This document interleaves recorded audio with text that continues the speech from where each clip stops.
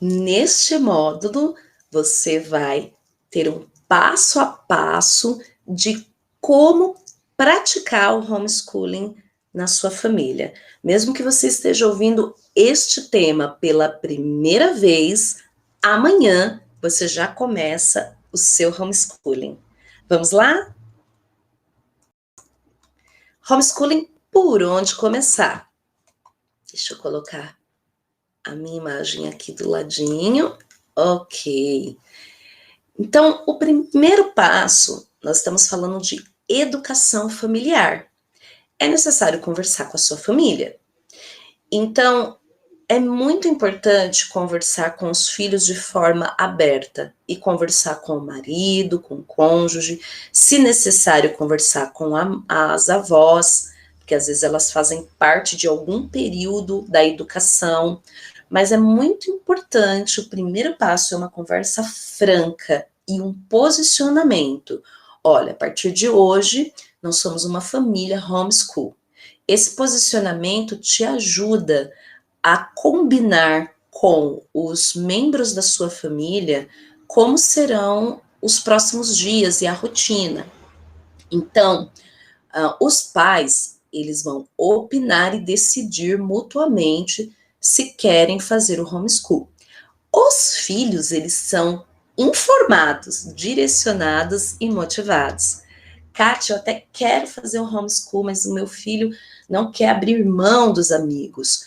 Claro, as crianças, elas ainda não têm toda uma formação cognitiva para poder decidir o que é melhor para a educação delas. Por isso que são necessários pais. Nós estamos falando de educação, que é algo muito sério. E se você já percebeu que a sua criança está tendo lacunas, está sendo limitada no formato escolarizado, significa que você vê mais além do que ela, você sabe mais do que ela, e você precisa tomar essa decisão por ela. Então, não espere o seu filho querer, porque ele não vai querer, nem sempre ele vai querer. São raras as exceções que as crianças, principalmente os jovens, aceitam de imediato. Por isso que é necessário que você converse, tenha convicção desse assunto e, sim, direcione o filho, tá bom? Então, o primeiro passo é decisão e direcionamento. O segundo passo, por onde começar? Qual a primeira aula que eu dou? Eu sempre digo que famílias que estão retornando para o lar, famílias que optam pelo homeschooling, são famílias que estão retornando para casa. A gente ouve, o mundo mudou, né?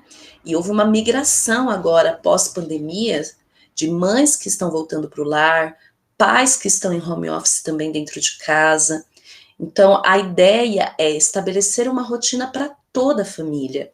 E uma rotina bem simples inicialmente, depois você pode ir acrescentando outras tarefas diárias. Mas, orientações como horário de acordar, horário de estudo, horário de brincar, horário de assistir, horário de almoçar, lanchar, jantar. Então, principalmente sobre horário de assistir, diminua as telas. Se a criança estava na escola, é muito comum ela chegar em casa e ter a babá eletrônica, né? A gente chama o YouTube de babá eletrônica. É um babá, às vezes, cruel, mas não deixa de ser um babá, que os pais precisam, principalmente agora em home office, trabalhar, e aí acabou as atividades da escola, mesmo que em casa, vamos lá para o YouTube. Cuidado, a Associação Nacional dos Pediatras já escreveu uma convenção em que lá diz que crianças abaixo de 5 anos só podem ter, sem prejudicar a sua mente, 30 minutos de tela. E isso vai até a idade adulta. Um adulto deveria consumir conteúdo de tela por apenas 2 horas por dia. Então, de 30 a 2 horas, seu filho se enquadra em algum alvo como esse. O que fazer com o restante dos horários? Por isso que nessa sua rotina, você precisa colocar elementos que precise da sua supervisão e outros que não precise da sua supervisão. E isso exige organização. Mas para começar, estabeleça o horário que você vai fazer a refeição junto. Se eu não tenho nenhum horário que eu consigo tutoriar o meu filho, estabeleça o horário de janta, almoço, café da tarde, ceia ou café da manhã. Como assim? Sim, você pode tutoriar, começar o seu homeschooling na mesa. Você define um horário e naquele horário vai ser sagrado. O horário que você vai fazer as refeições juntas. Nesse horário, você está trabalhando muitos itens afetivos, acadêmicos. Um deles é o olhar. A criança, ela fica na sua altura. Então, você desenvolve ali proximidade, afetividade. Você consegue conversar, lembra da ideia do raciocínio lógico? Entender o que está dentro da criança para você poder planejar o seu homeschool. Uma outra questão mais para frente, depois que você conseguir estabelecer o horário, começar a fazer as refeições juntos. Gente, mesmo que sejam refeições compradas, não importa o seu tempo, compra a refeição, monta a mesa com o que você tem, mas faça essa refeição juntos. Você também pode estabelecer um alvo de trabalhar uma região de acordo com o alimento que você está comendo. Então, estou comendo pizza, posso falar da Itália. E agora, hoje é comida japonesa, podemos falar do Japão. Não importa qual é a ideia, qual é a comida. A ideia é que você trabalhe de forma simples e vai avançando para o acadêmico. Bom, escreva a rotina da criança ou jovem e coloque um lugar visível para ela. Depois que você tem consciência que o lar é um ambiente rico para o aprendizado, então você vai começar a ter várias ideias de rotina. Não precisa já amanhã montar a rotina, mas amanhã comece a fazer as refeições juntos, né, em família. Depois você vai começar a escrever a rotina, porque você começou a ouvir a sua criança, você sabe as necessidades cognitivas dela, então você começa a produzir ali ideias. Nessas ideias você vai definir uma rotina de horário, você vai entender se a sua criança está precisando dormir mais cedo, dormir mais tarde, está precisando diminuir a tela. São esses itens que devem constar inicialmente na sua rotina.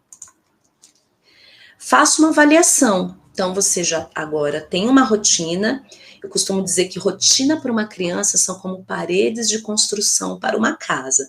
Sem paredes, a casa vai desmoronar. E sem rotina, a criança vai ficar ansiosa, ela não vai deixar você trabalhar, ela não vai deixar você sem te render a colocar desenho, porque ela está sem rotina. Então, é necessário, rotina é essencial para crianças, jovens e adultos. Você também precisa de uma rotina para conseguir organizar o seu lar, para saber a hora da alimentação, a hora que você vai comprar alimentação, tudo isso precisa estar estabelecido numa rotina. Faça a avaliação de desempenho do seu filho. Então, essa avaliação a gente consegue conduzir na mentoria. Existem várias plataformas de várias disciplinas que você pode fazer avaliação para saber se o seu filho está de acordo com a idade dele, se o que ele está aprendendo está de acordo com a idade que ele tem. Aqui também a gente vai ter um curso para estabelecer isso, para você ter uma ideia, porque cada criança é única, mas os pais precisam de referenciais. Então, faça uma avaliação para você saber exatamente da onde parou, da onde você vai começar, até onde a escola conseguiu trazer ali de cognitivo e dali em diante o que você vai ensinar. Faça um planejamento. Então, aí, olha, gente, que mastigadinho, que curso top esse, hein? Tem professor que às vezes acaba o curso de pedagogia, de língua portuguesa e não sabe fazer isso aqui. O que eu estou ensinando para vocês é muito precioso. Então, nesse planejamento, você vai colocar o que, o como, o quando e qual o resultado. tá bom? Então, defina o que aprender. Escreva com clareza o principal objetivo. Então, o que aprender? Aprender tabuada. Desenvolver, aprender a tabuada a partir do 9, do 10, do 11, do 12. Então, você limita ali com clareza qual é o seu objetivo. Não adianta colocar assim, alfabetizar. Dentro de alfabetização, existem vários processos. Primeiro eu preciso ensinar as vogais. Já está na fase das vogais? Ou eu ainda estou trabalhando rima, percepção de som, consciência fonológica? Eu preciso ali colocar com clareza o meu principal objetivo. Como aprender? Eu vou definir quais as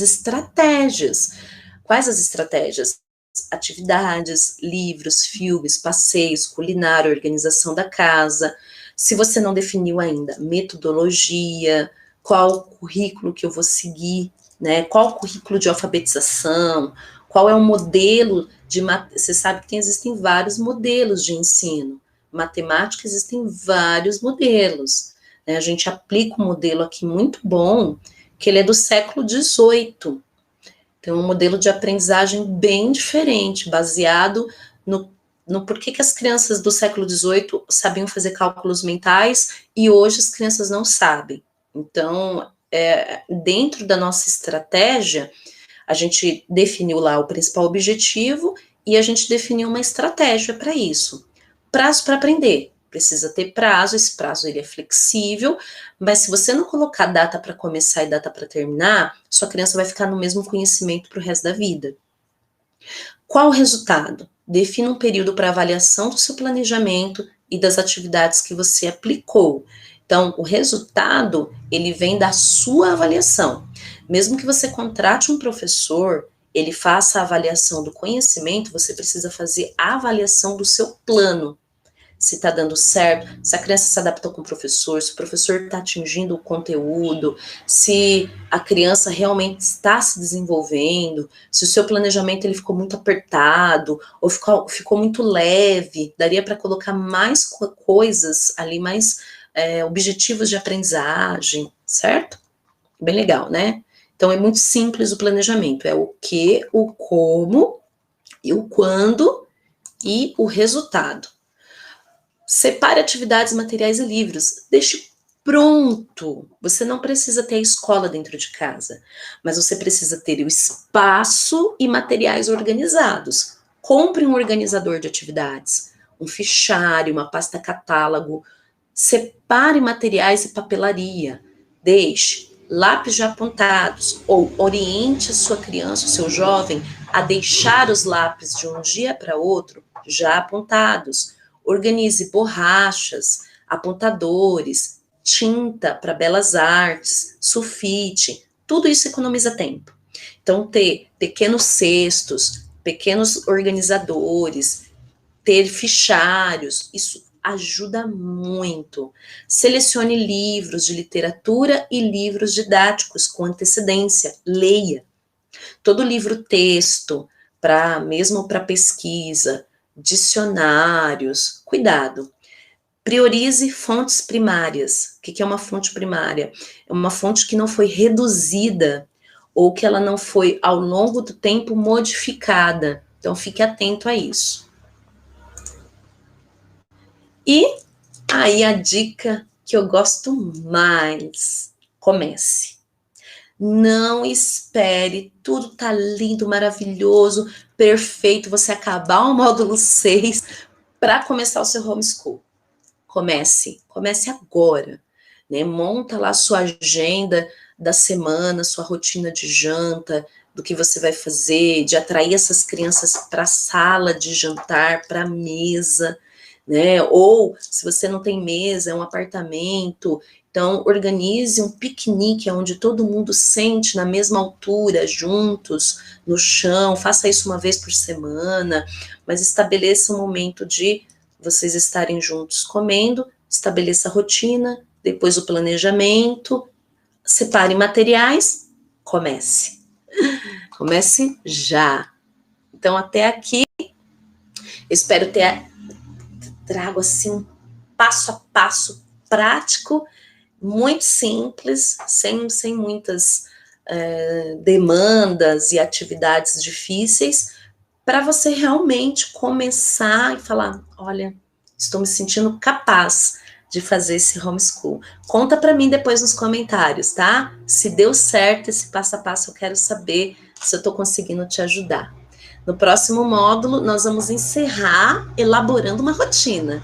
Você vai sair daqui com a rotina pronta. Até lá!